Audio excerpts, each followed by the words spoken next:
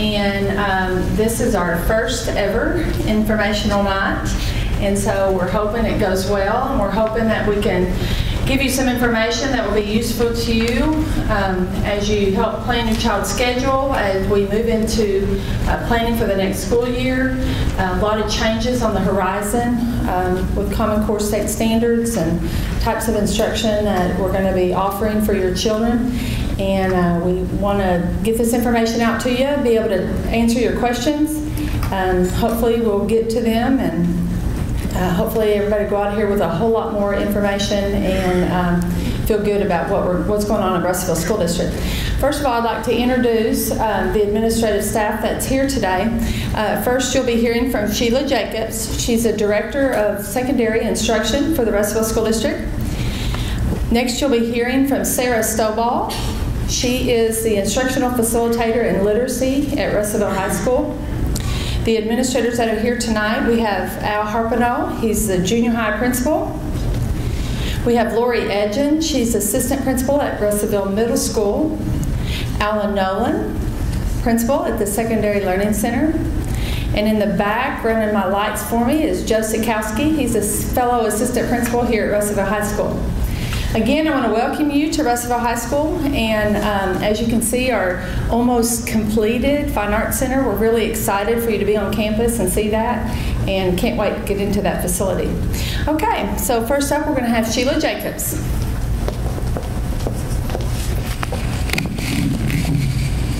I don't want to just stand here.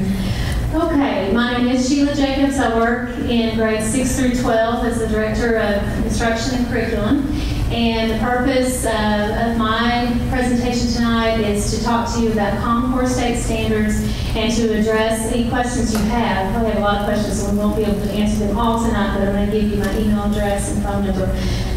First, I would like to begin by clarifying some misunderstanding, and it's due to the terminology Common Core.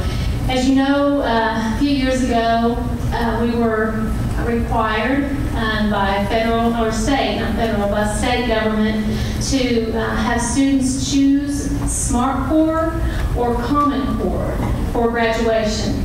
This has nothing to do with that. So if you are confused about why were we told to go to Smart Core, now we're going to Common Core, it's totally unrelated. As a matter of fact, the Common Core Smart Core paths are totally going away. So, I wanted to clarify that. I've had several questions. It's not working. It's okay. I can do that. Common Core state standards are going to take the place of the Arkansas standards that teachers are required to use in their curriculum planning and in their instruction. We are told a framework, or given a framework, that every content area has to follow a specific framework. Well, now Common Core, as a result of two organizations, one being the National Governors Association, it was an effort to standardize curriculum across many states. States were given the option to join on or not. And I believe all but maybe 4, maybe 3 now, states have become a part of the Common Core initiative. The only state that I can think of off the top of my head that didn't join up is Texas, but they always seem to do their own thing. So Texas is not part of Common Core. Arkansas is. The foundation, is it going to work or not? It's okay. The foundation of Common Core is rigor. And by rigor, what that means is the expectations in instruction are really going up higher. Let me give you an example. Complexity of text is considered, in literacy, considered a foundation of Common Core. So Common Core is emphasizing that students should be able to grapple with and comprehend complex text. And it's not just fiction, it's informational text, technical text, the kind of text that students might encounter in college and in career. Because as you know, when you go out in the world of work, regardless of what you're doing, there are times when you're given a manual and you have to decipher that manual and make sense of it. So some changes that are going to directly result from Common Core is that you'll see your students bringing home more difficult text. You'll see your students bringing home texts that aren't just fiction. We're moving toward more of the nonfiction pieces. Another change that will directly impact your students and us as administrators and teachers is that there is a greater emphasis on research. Research not just in one area, like for example, not just in the English class, but research across curriculum. And so one of the things that we're emphasizing in the Russellville School District is the importance of teachers collaborating across grade levels and across disciplines. So for example, a science teacher might work with an English teacher to develop a research project. And that research project be related to both the standards in English and the standards in science, a lot of cross-curricular things. Another change, specifically in English, by the way, I don't know if I said this, Common Core right now in the states are affecting specifically English and literacy across the continent and math. Science is on its way, and social studies is on its way, but we don't have science and social studies common standards yet, so we're still under Arkansas state standards for science and social studies. Okay, the other change that is resulting from Common Core is more emphasis on argumentative writing. And what that means is rather than, there's a difference in persuasive writing and argumentative writing. Argumentative writing is writing that develops a thesis with, by thesis I mean a main idea or a point, a claim, and the student makes the claim and then they find evidence to back that claim, which we do a lot in college. That's a big college readiness standard. And also many of us do that on a regular basis in our jobs. We have something that we're trying to, for example, sell. Trying to sell it, you have, here's the product, here's why it's good, and here's all the reasons that you should buy this product. So, in other words, Common Core, while the rigor is going up, the relevance is also going up. And by relevance, what I mean by that is that you will see more hands-on things in the classroom. You will see more information directly related to careers, directly related to how students will learn past in post-secondary education in college. You will definitely see greater emphasis placed on a student's ability to defend his or her answer, which, you know, we do that anyway, but there's just a greater emphasis with Common Core state standards. Common Core impacts directly the English class. It also impacts social studies, it impacts math, it impacts science. And there are specific literacy standards for those content areas that our teachers are unwrapping. Right now we call it unwrapping, which means getting to know what the standards are and what they mean, and how do we apply them. So we're in that process right now as administrators and teachers trying to understand that. Let me talk about math for a little bit. Common Core math probably has the greatest implications for change because the Common Core expectations require us to change our sequencing in math. In other words, for a student in the Russellville School District, they were able to take Algebra 1 in 2 years. They didn't have to. They could take Algebra 1 in 1 year in the 8th grade and then move on. But we're no longer going to be able to have the 2-year Algebra 1 course. And so what Common Core is doing is it's allowing, at the high school level, students to take more advanced math courses. They're not going to be required to take, for example, calculus for 2 years, but for students who really excel in that, and have a desire to work in a career that's going to require the higher levels of math, that option will be there.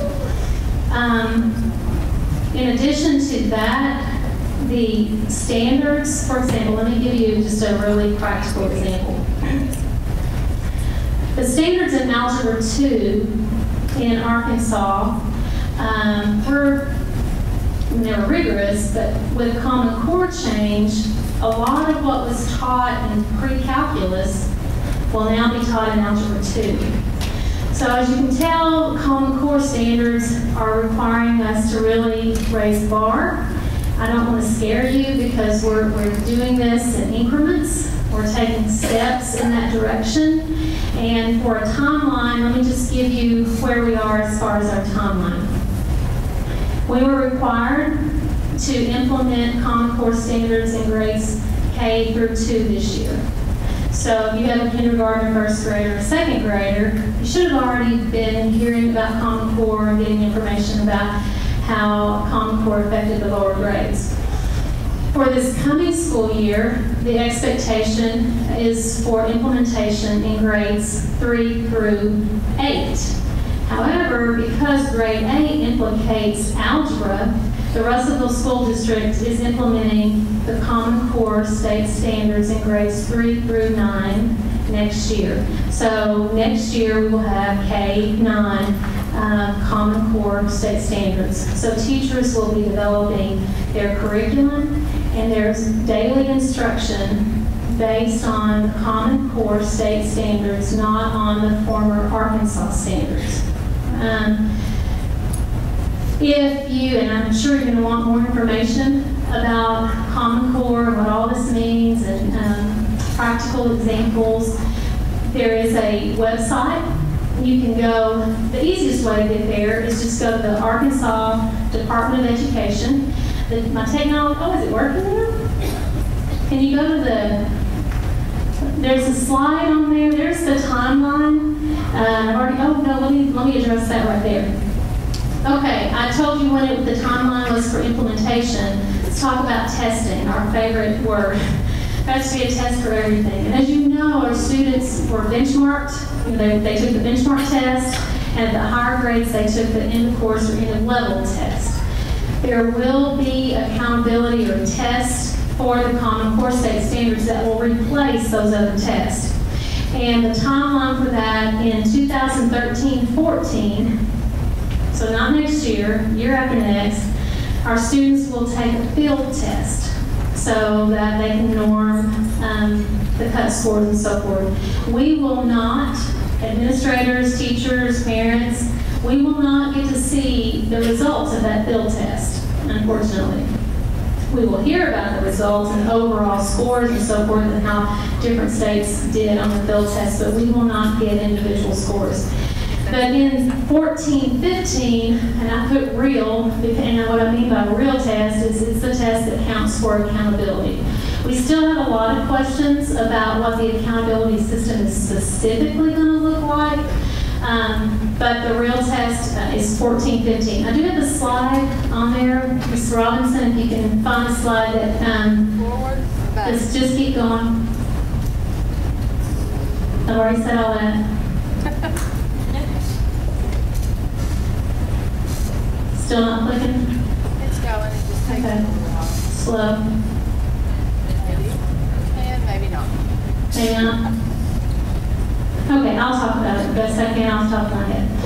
The testing system, beginning with that field test and the real test, this is what we know. Each grade level will have a Common Core Standards test.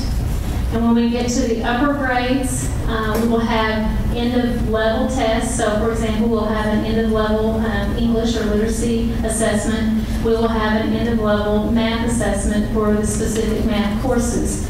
That test is going to look different than the tests that our students are currently used to with benchmark and end-of-level. What I mean by that, there's been a real push in the state of Arkansas and in other states to not just measure a student's learning by only one test.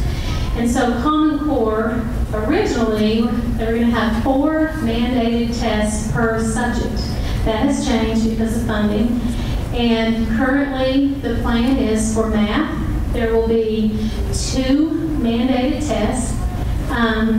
The initial test will take place after approximately 75% of the curriculum has been taught, and that test will then be used to target specific areas of need for students.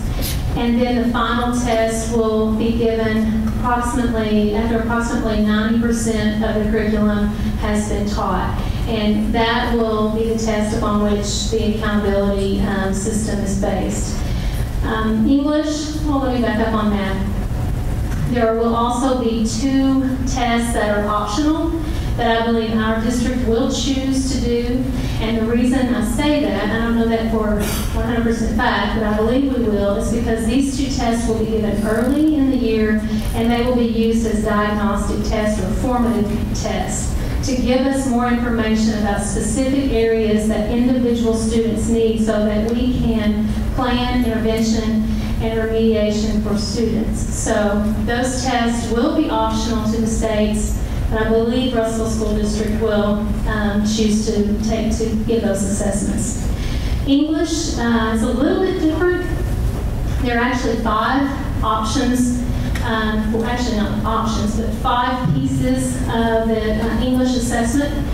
The first 2 are just like the math. They will be optional, and they will be used for diagnostic and formative purposes. The third one is the same as math. After about 75% of the curriculum has been taught, there will be an assessment. You will hear the term performance-based assessment. This is true in math and in English. And by performance-based assessment, students will be required to not just take a test with multiple choice and do a writing piece.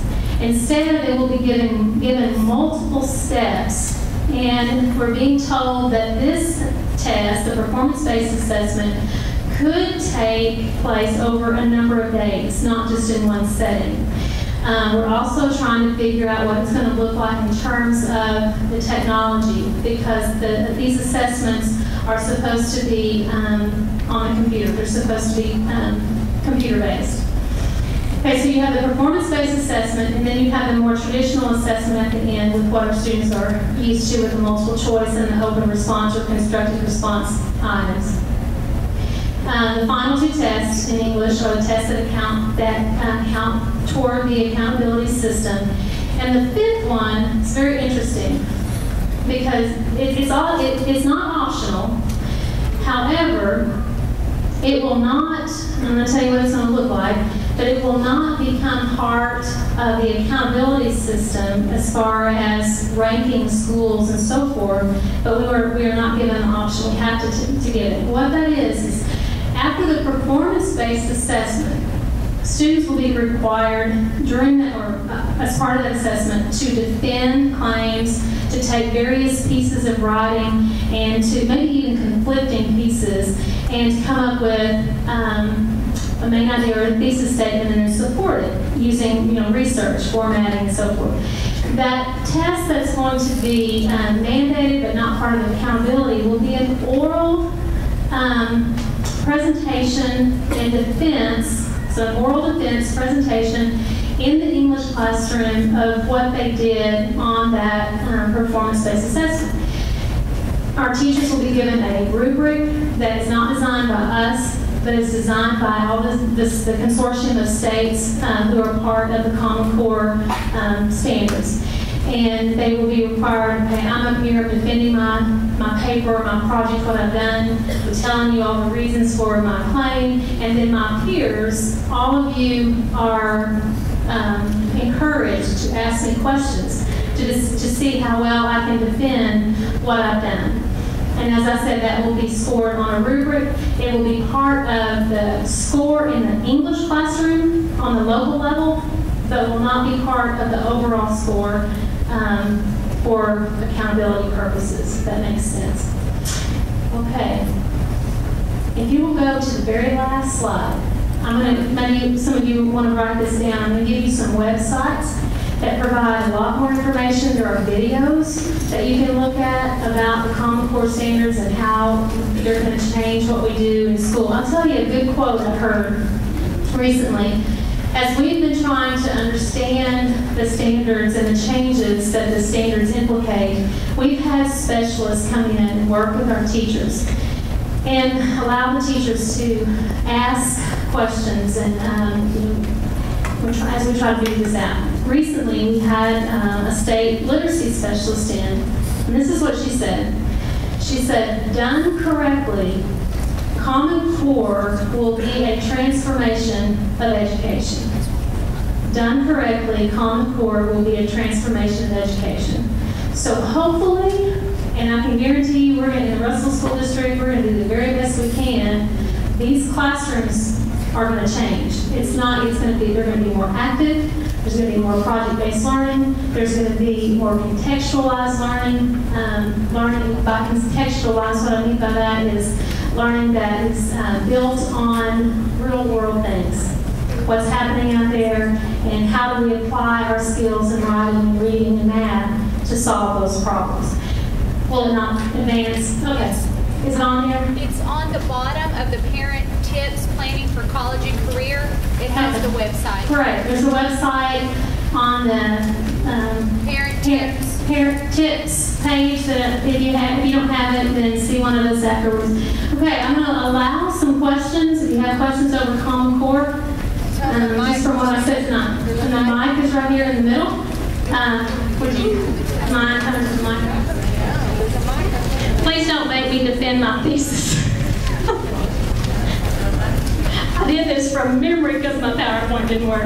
No, you're talking about all the changes that are going to take place, and there's going to be, I guess the real test is going to take place in 14-15. Yes, ma'am. But it seems that for our kids, if they're starting out in the younger years, yes, ma'am, then they're fine. But my daughter's in 8th grade, so all of a sudden, when she hits the 11th grade, she's going to have to meet this standard, yes, ma'am, and there's going to be its gap. How are you going to deal with the gap between what she has now and what she's supposed to know, particularly in something like math? That's an excellent question. And to address that question, we are talking about, we're looking at curriculum audits. And by curriculum audits, what I mean is we're really looking very closely at the Arkansas standards, what we were currently doing, and then what the Common Core standards require, and we're looking for those gaps, the things that weren't required, and we can't wait. We have to begin to put those things into our curriculum now. Our teachers they've actually already begun the process in Russellville School District, because what we did after doing these curriculum audits and looking at the areas that weren't in the Arkansas standards that are now expected in the Common Core standards, we're taking that and trying to embed it in what we're doing. So we are concerned about that gap as well. And we also, just to be really honest with you, we think that in the interim, before the Common Core assessments begin, and our students are still required to take the state assessment, and we're trying to switch over standards, we're afraid that our state standards test scores may go down.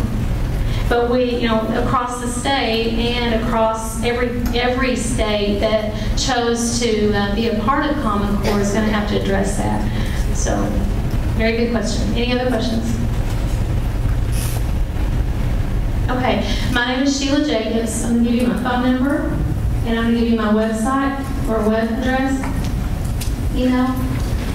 And if you have specific questions, once you look on the ADE website, and something really confuses you, I will do the very best I can to answer it. Any of Margaret, Ms. Robinson, Ms. Stovall, Mr. Harpenhall, Ms. Edgen, all of our administrators are very capable to answer your questions. But my phone number is 967-6051. That's my office number. I'm officed in the old Gardner building.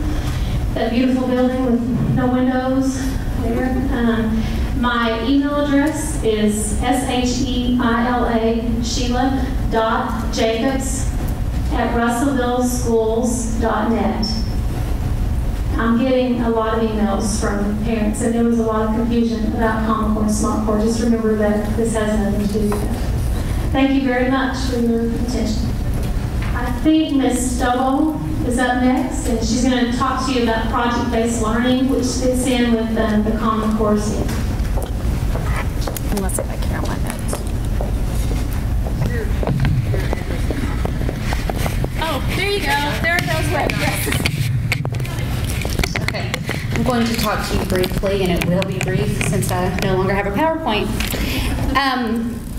Ms. Jacobs talked about the changes that are occurring with curriculum, and we realize that as we change our curriculum, we are also going to have to change our instruction and how we are presenting and teaching this material to our, maybe it won't be so brief.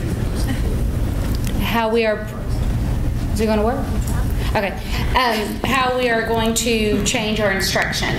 And one change I want to talk to you about is project-based learning.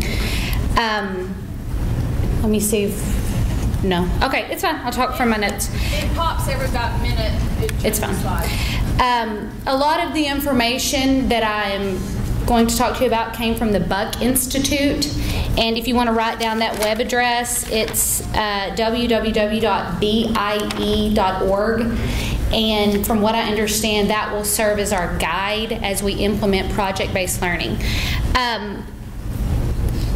Common Core is going to, when implemented successfully, it's going to require students to be critical thinkers and problem solvers, and that's why we are looking at project-based learning, because that is the basis for project-based learning. Successful implementation of the standards will require best practices that prepare our students to engage in thoughtful problem solving, and this is where project-based learning comes in. I want to talk to you about how this looks, some of the benefits of that, and the role of the teacher and the student in project-based learning. It's an instructional approach that's built upon authentic, there's the first one, authentic learning. It's designed to answer a question or solve a problem. As many of us know, this is what we have to do in our job. We're given a problem and we are expected to find a solution, and this is how project-based learning is designed. Rather than the teacher being the center of the classroom and giving all the information, it puts the student in charge of their learning, and they're responsible, just like many of our jobs require of us. It mimics everyday world outside of the classroom. Students will work in groups instead of an individual, and some of the 21st century skills that it addresses will be communication, research, which is huge with Common Core, and leadership, as well as working in groups. Students will learn how to self-assess based on rubrics, and Ms. Jacobs talked a lot about the importance of rubrics with Common Core, and that's very important with project-based learning. Students will know how they are performing based on the rubrics that they will be given. A project-based learning classroom, what does it look like? Like I said, it moves the teacher out of the spotlight and they become more of a facilitator. You will see the students working together in groups rather than our traditional rows of desks. They will be using more technology, and they will come up with the solution rather than a teacher giving the student one solution to a problem. They will be responsible for that in project-based learning. Some of the benefits, and most of my information came off of the Buck Institute, where there is tons of research, but I just wanted to highlight some of them. Students in project-based learning seem to outperform those students who are taught using the typical textbook and lecture-driven classroom, because like I said earlier, they are better problem solvers and critical thinkers. When given some of these performance-based tasks that they will be given with Common Core, they will know how to approach that, because that's how they've been approaching problems within their classroom. Research also says that students learn more deeply when they become responsible for their learning. I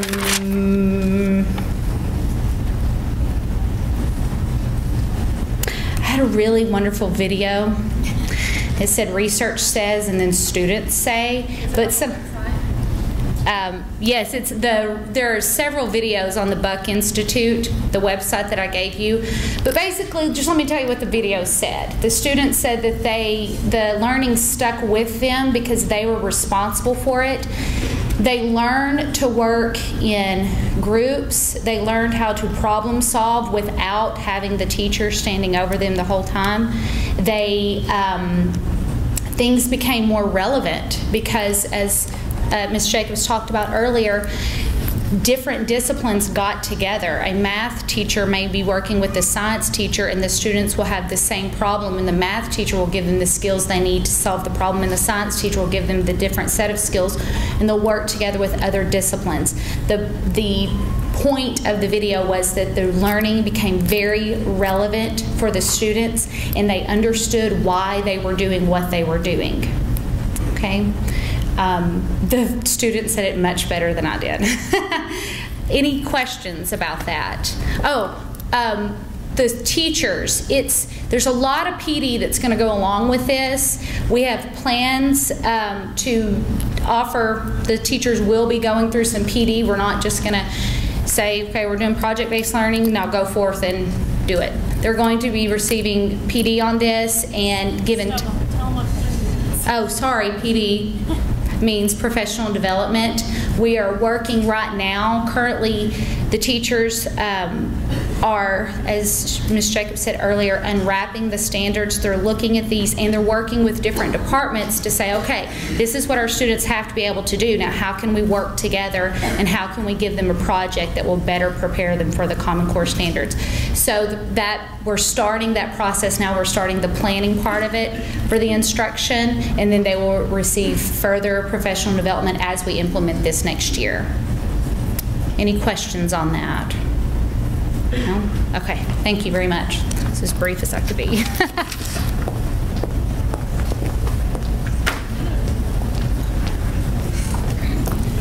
Thank you for bearing with us with our technical difficulties.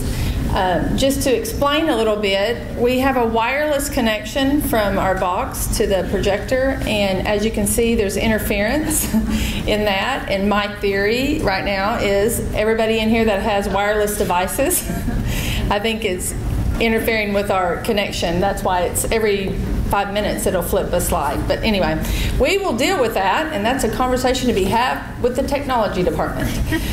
What I would like to talk to you tonight is the programs of study, and hopefully you have the programs of study on your tables. There should have been some stacked at the table, so look around you if you didn't. This kind of goes back to one of my duties here as assistant principal is I work with the master schedule, and I work very closely with the counselors on the curriculum that we offer here and courses that we offer. And as I've been doing this for 15 years, and it became very clear to me that sometimes we're not very good at communicating with parents what those packets mean when kids come home with them. Your kids are probably counselors are starting to go into classrooms right now, and kids are starting to bring packets home to sign up for classes for next year, especially 8th, 9th, 10th, and 11th graders. They're bringing those packets home, and you're like, I don't know how to help my child. And so what I thought would be important to do is maybe go over with you how you can help your child in planning their schedule for next year and look down the road at possibilities that they have here at Russellville High School. Because even in 6th grade, the coursework you're taking is preparing you for success down the road. And it's really important that you take that coursework seriously and plan out kind of what you want to do. Not that kids know what they want to do in 6th grade or 12th grade for that matter, but we want to try to guide and direct students to a career path. And you're going to be more successful in whatever career path you choose if you take the foundation courses that support that career path. And so right now, my goal tonight is to go over with you the offerings that we have at Russellville High School so you can kind of start to guide and direct your child in what do you think you might want to do with your life. I have conversations with my boys at home about that. Where do you think you want to go? What do you like? What kind of classes do you like to take? All of those things. So I'm going to go over these with you. And the idea here is that you see what Russellville High School has to offer, and probably a whole lot more than what maybe you had when you went to school, and we are continually looking to increase that. The first program of study is through business, so if your child thinks they might want to go into any kind of business field, accounting, marketing, business management, these are the kind of classes that we have to offer here. They're in our business education department, and it's also considered vocational education. These courses fall under the Arkansas Career Education, ACE. It used to be called the Department of Workforce Ed, DWE, so they've changed the name to Career Education, ACE. So they have a separate website, and so you can get a lot of information about career education classes there. Introduction to marketing, sports and entertainment marketing, enterprise management, workplace readiness, marketing, and in our marketing program we have a work program where kids can take a marketing class here at school, and then they get a job associated with the marketing class, and they can get credit for their job.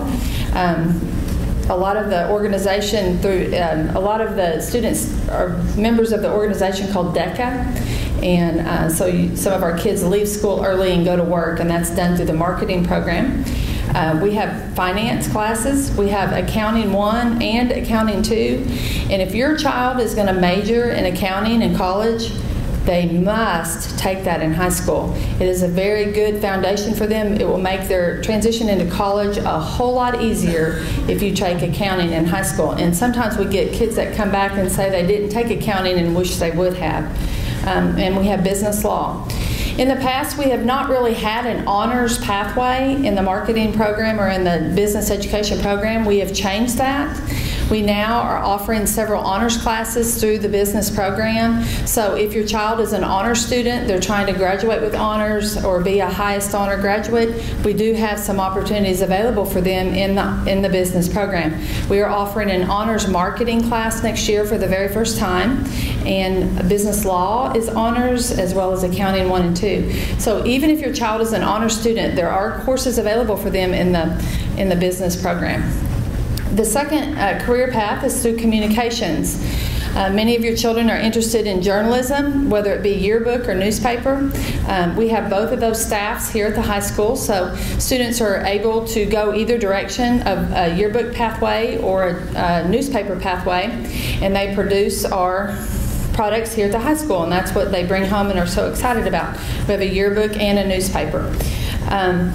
That program falls under the Arkansas Career Education Program, and so we got a grant, about $28,000, to supplement that program and to buy some up-to-date equipment, so we're pretty excited about that.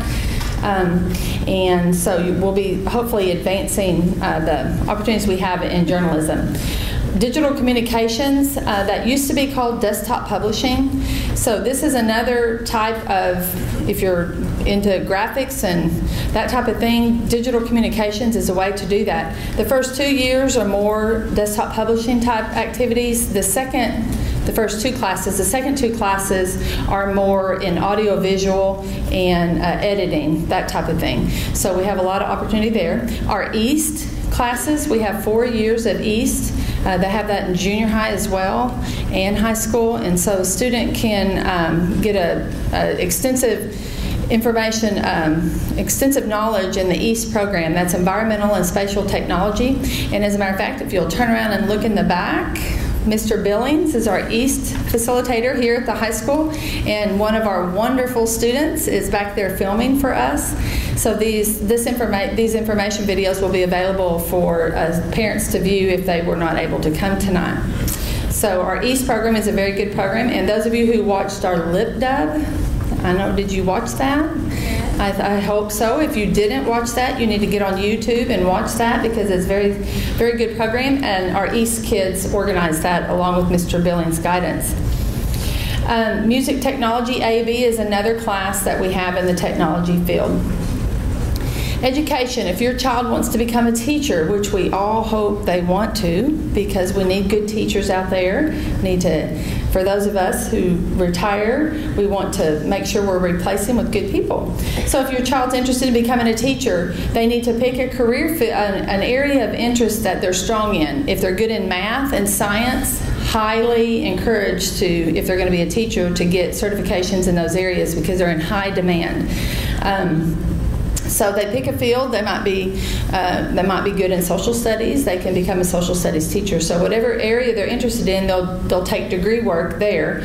There are also other courses that go with those: psychology, sociology, child development, statistics, and geography. My geography teachers tell me that most colleges require geography as part of the curriculum needed in the teaching field. So those are things if they're interested in education. Engineering, we have Project Lead the Way. I know you've probably heard a lot about that. We just recently received a grant to extend that down to the junior high. So if you have an 8th grade student, 7th grade student, there's going to be more opportunity to prepare for a field in engineering for your students. So that will be moving down to the junior high level.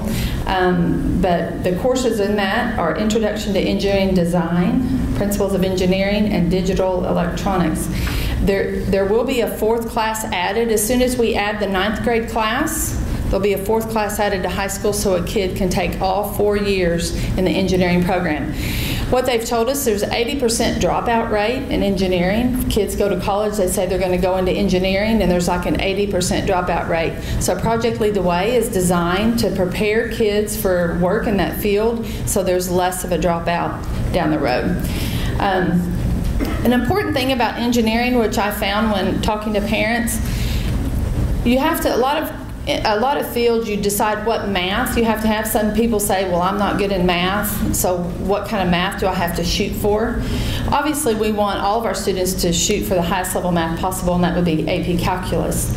But not everybody needs AP Calculus. If you know you're going to major in a certain field that doesn't need that high level math, we have statistics and other classes available for you if you don't need calculus. Engineering is one of those classes you need all the math you can get. So students definitely need to be on a track to get to pre-cal and AP Cal in high school to be able to go to engineering. And that's something you need to know in 8th grade, because that would be in 8th grade algebra, 9th grade geometry, 10th grade algebra 2, 11th grade pre-cal, and senior year AP Cal. Very important for you to know that, because if you're going to be an engineer in college, you have to have Cal 1, 2, and 3. So we have found that kids were trying to take college algebra in high school, and it's like, if you're going to be an engineer, you don't need to go college algebra. You need to be in pre-cal, working your way towards calculus. So that's very important for the engineering. And the same is true for physics. Physics is very important for the engineering field as well, so that's a class that you need to look to plan to take if you're interested in engineering. In the fine arts field, obviously, we are expanding our resources there.